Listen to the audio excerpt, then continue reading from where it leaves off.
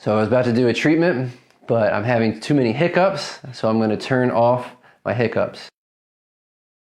Where you're pain-free. Pay attention. Pay attention. Stretching from side to side. All right. Yeah. Our hiccups are just a muscle spasm, and the muscle that's spazzing is your diaphragm. So we're going to decrease diaphragmatic spasm, decreasing my hiccups before we do the shoot.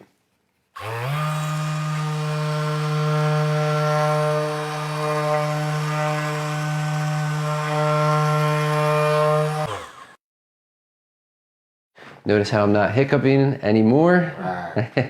It's under your rib cage, right? Your diaphragm is what pulls your ribs down.